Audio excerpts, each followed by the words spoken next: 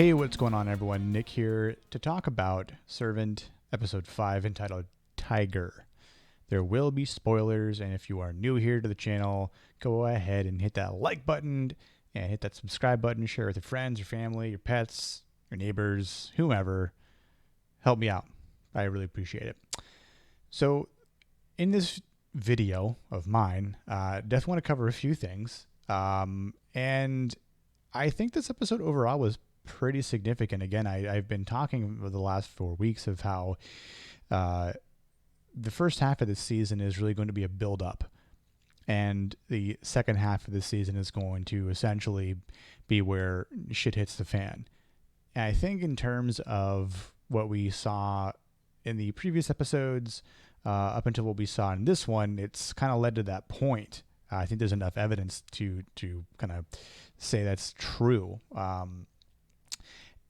There are some good points in this episode, though. I think, even from a cinematography standpoint, I really liked a lot of shots that they did, especially centered around Leanne.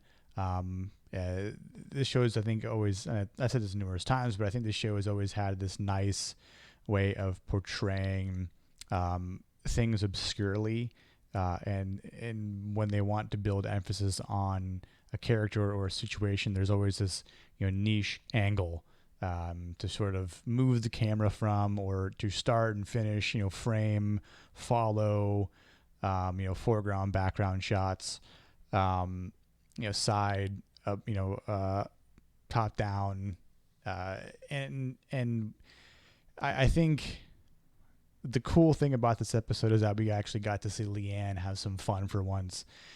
She was smiling, she was laughing. She's never been in a bounce house. She's never been in this sort of block party festival type atmosphere. And we get the idea she's not savvy around other people in large crowds. And, again, this is something that is known, and we can kind of just guess that she might not adjust well to it. Maybe she will, maybe she won't. But in terms of what she is actually able to let loose with and have fun with Toby, and, speaking of Toby, right, like, no Sylvia, especially after happening with her ring finger last week. And he admits, it was a toxic relationship, and bravo for Toby for realizing that, because there are plenty of people out there who are in toxic relationships and they don't get out of them. So for the sake of Leanne and Toby, things are going well, right? There's some good atmosphere between them and the block party, and block parties are pretty fun. I've been to a few of them in my time, and it's kind of whatever, and I think for the sake of this block party, Dorothy, it was her idea to bring it to the station, right, to the news station, and she kind of gets sideswiped with this other anchor, and then bravo for Dorothy going in there and just stealing the show, right? Like, that was just clutch of her to do that. And, of course, it doesn't work out all that well for Dorothy, because of the minister that greets Sean. And there's some funny dialogue between Sean and Julian, right? And he's like, "What, are you going all religious now?" And he's like, "I liked you better when you were godless." And he's like, "I liked you better when you were drunk," which is ironic. But I think for the sake of Dorothy and this tone that she has about, telling Sean, like, "What, are you religious now?"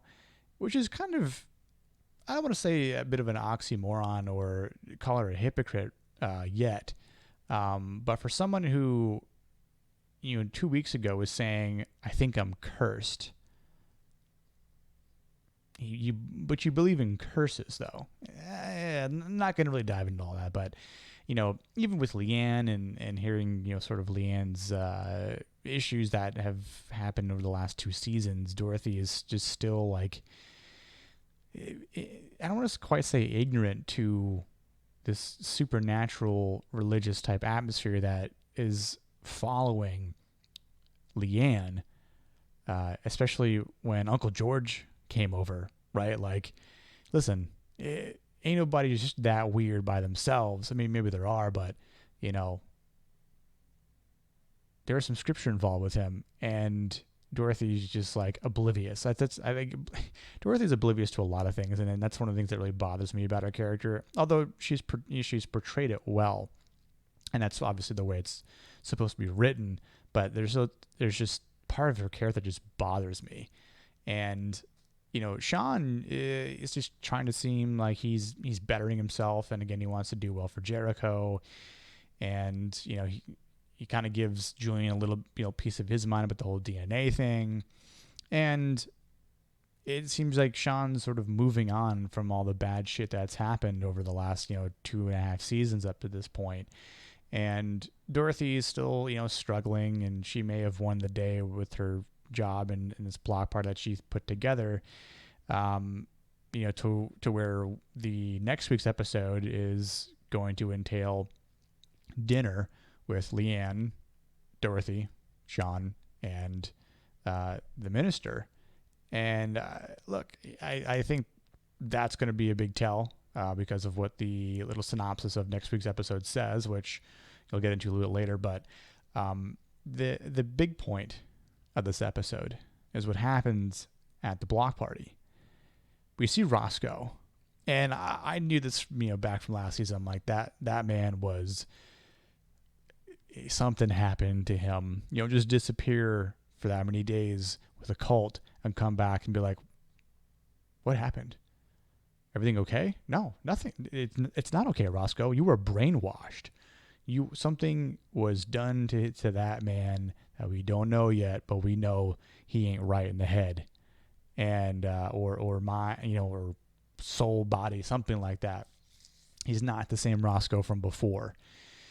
And of course, we see Leanne getting tiger face painted on her, and we see Roscoe's hand just literally, like, you know, come out from the side and starts drawing this weird symbol on her forehead. And I'm like, that's some bad juju right there. Nope, that's some voodoo, black magic, curse, devilry, satanic cult worship shit right there, 100%. And she just, I don't know why she just didn't open her eyes. Like, the girl who was doing the face paint was using a brush. You think that she would just open, like, she would just open her eyes and be like, why are you suddenly using your finger? And she would have, like, been, you know, spooked at that moment and realized it. And, you know, I get it. She's never done this before. She's new to it. The girl told her to hold on a second. But even then, I think Leanne's smarter than that. And she comes back and then puts 2 and 2 together and then realizes, oh my God, that wasn't her. Who was that? You know, and she's already seen, you know, the homeless kids there that she gets spooked with, and then that, you know, one working adult woman, you know, gets them out of there for Leanne, but that's not enough to really stop them. You know, it's not until she's having a good time, she wants to go get food, and hopefully that doesn't scar her about going to get food. But again, maybe Toby should have been a gentleman and gone with her. But maybe Toby would have gotten shanked at that point, you know, by interfering to try and protect Leanne. But when she goes and we see her, you know, we see that knife there, right? And it's like, oh shit. And she escapes, but only temporarily, because and again, I don't know why she just didn't lock herself in the house at that point, like go upstairs, something like that, right? She could have done something, go in the kitchen, get a knife to fight you know, these two people, these you know, two people from the cult. You know, she could have done something like that, but she just ran straight through the house, goes straight to the park, you know. And again, it's just like this. It's like you see these shows and movies where, like, you know where it's leading. You're like, oh, something bad's about to happen. And sure enough, you know, we start to see all the cult people, you know, come out from the woodworks, and they're surrounding her. And then she just shuts her eyes, and it goes quiet. Gate opens up. It's Leanne. She goes inside, goes to the kitchen. We see blood on her dungarees, whatever they are, overalls. Everything seems okay. But it's not, because it's like, what the hell just happened? We see these little, spurts of her getting like, yanked down and look maybe hit from behind, because we can see that there's blood in her hair. Something's in her hair. She's got blood on her hand. She's got blood on her clothes. She tries to wash them out in the washing machine, or the sink, and then throws them in the washing machine, because then Sean and Dorothy come in and with Jericho, and she's like, oh, you ran on Toby. She's like, oh, I'm not feeling well, right? Like, yeah, the facade. And she had the moment just to tell Dorothy and Sean right then and there, I'm not crazy. This just happened. You want to know the proof? I've got blood on the clothes I'm washing. I just tried to wash my hands that were covered in blood, and then maybe not covered in blood, but it had blood on them. And then my head is bleeding, or I've got something bloody in my head. That would have been, I think, enough proof to say, they're here. It's too late. Everything is about to go down in flames. Missed opportunity for Leanne. I get it. This is just how the show is being written, so can't really fault her as a character. And going, why didn't Leanne do this? It was stupid. She should have done that. Yeah, of course, right? Easy to say. But that's just not how it's being written. Literally being written. So the weird part is when she realizes there's blood in her head, she starts drawing on her forehead, and you see like a tear come down. I'm like, what did that actually mean? Because I think it could have meant a couple things metaphorically. One was, she sort of, did they do something to her to brainwash her back into kind of maybe fulfilling her objective of being there in the first place, or you're doing something to her to realize like, hey, you're going to have to leave? Or did she do something in the park there to, pardon my French, but fuck everyone up that was there that tried to do something to her? So I think Leanne's got some sort of, again, special powers, some sort of supernatural ability that they try to mess with, but they can't really. I think there's more to Leanne that we can really see. We know she does she does these things, right? There's unexplainable things, but we don't know the whole truth about what she can actually do. I don't know if we'll actually see what happened in the park. And again, that's sort of open to your interpretation. I think that's something that, making a video like this and talking about it, which, let me know what you all think up to this point. Do you think that she did something to, the cult people in the park there? Did she harm them? Did she escape them? Or was she let go after they already did something to her? Because it almost like she kind of painted the blood on her face like it was almost this war paint, or like shock or something, like she's shed a tear like for what she just did, or realizing like, oh my God, like I just killed those people. Maybe we'll see something on the news the next day like they find all these homeless people. But again, I think the cult people cover the tracks, so I doubt we'll probably see anyone. But maybe Dorothy will see a bloody shirt or something like that in the washing machine.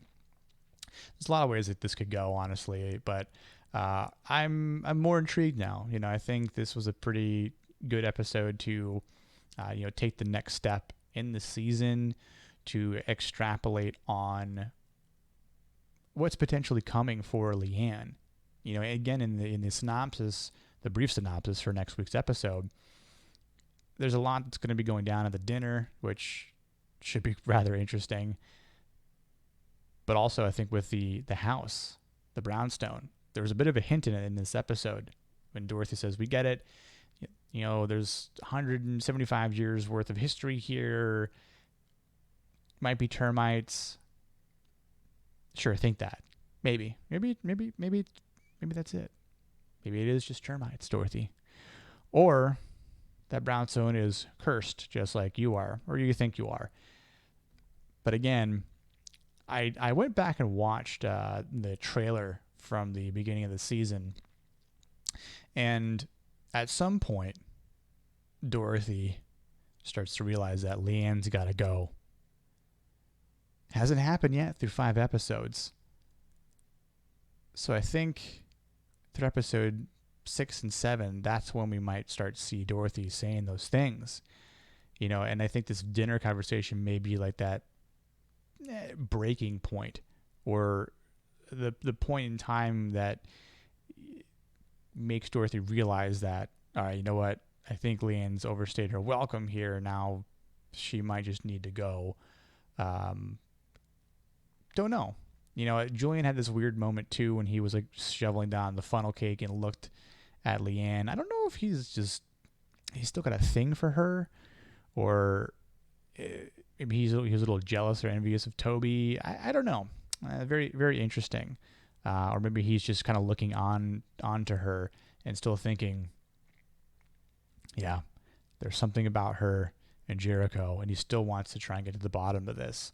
Or maybe he's the one that feeds into, or feeds Dorothy into this idea of it's Leanne. Leanne's got to go. We'll see. I think the second half of the season will definitely be very interesting. So I'd like to hear what people think.